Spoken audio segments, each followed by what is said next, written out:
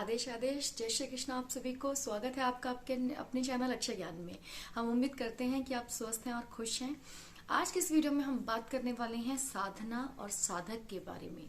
आजकल लोग साधनाओं के लिए तांत्रिकों के पास ज़्यादा भटक रहे हैं। उनसे कहते हैं कि साधनाएं दे दीजिए, हमें ये साधनाएं दे दीजिए। ये बहुत ज़्यादा प्रचलित हो चुका है कि हम आपको ये साधना सिद्ध करा देंगे, और इस प्रकार की बहुत सारी बातें हैं जिनको हम विस्तृत रूप से यहाँ पे डिस्कस नहीं कर सकते।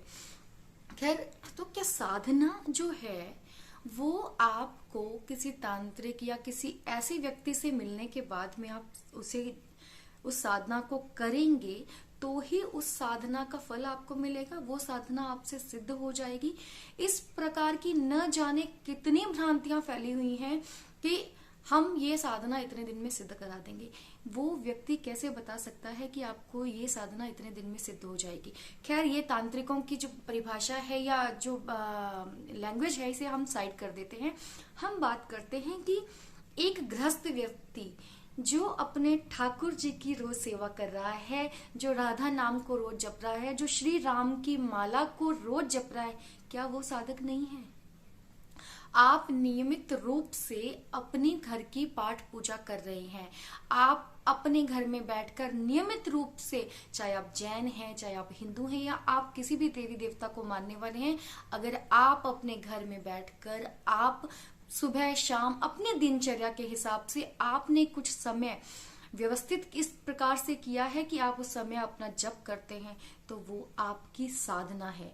और उस साधना के बाद में आपको कहीं पर भटकने की आवश्यकता नहीं है कि आप किसी और से ये कहें कि हमें ये साधना दें और ये सिद्ध कराएं। आप स्वयं साधक हैं। इस प्रकार से समझ लीजिए कि अगर आप माँ भगवती के उपासक हैं, आप एक गृहस्थ हैं और माँ भगवती की रोज पूजा करते हैं। आप सुबह उठते हैं, अपने दिन की शुरुआत जो है भगवती के नाम से करते हैं, भगवती की आराधना करते हैं, पूजा पाठ करते हैं या ठाकुर जी की सेवा करते हैं, तो वो भी एक साधना है जो निरंतर रूप से चलती आए, उसे साधना कहते हैं। साधक को क्या फल मिलता है या साधक किस प्रकार से ही समझ जाए कि उसकी साधना सही हो रही है या फलीभूत हो रही है, वो भी मैं आपको इस वीडियो में बताऊंगी। तो साधक जो है उसे जरूरी नहीं है कि किसी प्रकार की विद्या या इस प्रकार के कोई मंत्र जाप लेकर ही आप अपने आप को सिद्ध समझें, या सिद्ध तो समझना बहुत दूर की बात है कि वो विषय तो आज के कलयुग में किसी के लिए है ही नहीं। लेकिन हाँ, साधनाओं को सिद्ध करने के लिए इधर उधर भटकने की कतई आवश्यकता नहीं है। और जो अच्छा साधक या आपका गुरु होगा, वो अपनी को बहुत सीमित रखेगा, वो अपनी चीजें किसी पे उजागर नहीं करेगा। तो यहाँ पे विषय ये है कि साधनाएं जो हैं वो आप तांत्रिक या इस प्रकार की, कुछ लोग उच्च कोटि की या निम्न कोटि की साधनाएं करते हैं और सोचते हैं कि वो साधक बन गए, तो उनके लिए ये जरूरी है कि साधना का अर्थ है एक नियमित रूप से एक अपने प्रभु के लिए एक किया गया कार्य, चाहे वो ठाकुर जी हैं, चाहे भगवती हैं, चाहे गणेश जी हैं, चाहे हनुमान जी हैं, कोई भी देवी देवता हो, जब आप उनका नियमित रूप से आप जप करते हैं तो वो आपकी साधना हो गई। अब बात करते हैं गृहस्थ आश्रम में। देखिए, गृहस्थ आश्रम सबसे कठिन आश्रम माना जाता है।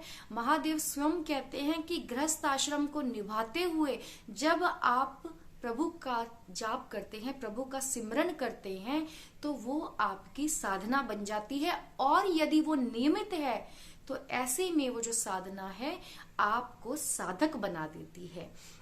अब देखिए, साधक के क्या लक्षण हैं कि आप जो पूजा कर रहे हैं उसके फल अगर आपको इस प्रकार से मिलते हैं तो समझ लीजिए कि आप साधक हैं। आपकी सुनते हैं, आपके प्रभु आपकी सुनते हैं। कैसे? जैसे आपने मन में कोई विचार किया और वो व्यवस्था बन जाए, तो समझ लीजिए कि आपके ठाकुर या आपकी भगवती आपकी बात सुनती हैं। आप साधक हैं। चाहे आप भगवती की एक माला कर रहे हैं या श्री राम की माला जप रहे हैं या श्री कृष्ण या राधे राधे कह रहे हैं, तब भी आपकी साधना जो है सफल है।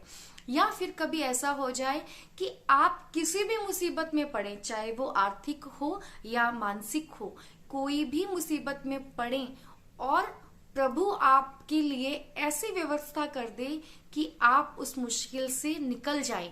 आपको ऐसा लगे मुश्किल तो जरूर आई थी, लेकिन उसका जो सॉल्यूशन है, जो हल है, वो भी प्रभु ने आपको साथ में रख के दे दिया। तो समझ लीजिए कि आप साधक हैं और आप जो भी जाप कर रहे हैं, जो भी भक्ति कर रहे हैं, वो बिल्कुल सफल है। तो ये वीडियो उन लोगों के लिए है कि भटकिए मत। चाहे आप किसी भी देवी देवता को पूजना चाहते हैं, किसी भी देवी देवता की आराधना उपासना करना चाहते हैं, उसके लिए केवल एक ही चीज की आवश्यकता है, आपकी निरंतरता। आप निरंतर अगर अपना जप करते हैं या आप योग भी कर रहे हैं और योग आप प्रतिदिन करते हैं, तो आपके चेहरे का जो तेज है वो बिल्कुल अलग रूप से उभर कर आता है। आपको देखने वाला, आपसे मिलने वाला व्यक्ति ये जान जाता है कि इस व्यक्ति की जो ऊर्जा है वो अलग उच्च कोटि की है या अलग लेवल की ऊर्जा है। तो ऐसे में आपको बिल्कुल जरूरत नहीं है भटकने की। अगर आप साधना करना चाहते हैं, साधक करते हैं, अपने घर में अपने प्रभु का नाम जपते रहिए। और कलयुग में सबसे उत्तम जो स्थान है आपकी साधना के लिए, तो आपका घर है। आप अपने घर में सुरक्षित हैं और सहज हैं। तो ऐसे में इधर उधर भटक कर अपनी ऊर्जा को बिल्कुल खराब मत कीजिए। प्रभु का नाम अपने घर बैठकर और जिस प्रकार से आप जप रही हैं, उस प्रकार से जप करते रहिए। आप साधक हैं। हम उम्मीद करते हैं कि आप अपने ठाकुर जी की या माँ भगवती की जिसकी भी उपासना करते हैं, वो निरंतर रूप से इस वीडियो को देखने के बाद में आपकी जो अंदर से जो आपको एक फीलिंग आती है कि हाँ, हम पूजा कर रहे हैं, वो सही थी या नहीं थी, सही तो होती ही है, इसीलिए हम निरंतर करते हैं। देखिए, जब भगवान आपको सुबह उठाकर अपने पास बुलाते हैं, आप उठकर नहा धोकर प्रभु के चरणों में जाते हैं, उनको प्रणाम करते हैं, उनके चरणों में शीश नवाते हैं, तो समझ लीजिए कि ये प्रभु कृपा है जो आपको अपने पास बुलाती है। नहीं तो कलयुग में लोग ऐसे हैं जो घरों में बस पड़े रहते हैं, 10 बजे अपना दिन शुरू करते हैं और इस प्रकार की न जाने कितनी बातें। तो अगर ऐसे कलयुग में आप अपने ठाकुर जी की, अपनी माँ भगवती की पूजा करते हैं, तो समझ लीजिए कि आप साधक हैं। वो साधना है। भगवान को जरूरत नहीं है कि आप बहुत सारे तामझाम करके उनकी पूजा कीजिए। वो देखते हैं कि निरंतर आ रहा है, ये निरंतर कार्य करता है और चुपचाप अपने गृहस्थ जीवन में लग जाता है। इससे बढ़िया और उत्तम उपाय कोई नहीं है। वो आपको देख रहे हैं और आपके साथ भी है और आपको अपने होने का आभास भी समय समय पर देते हैं।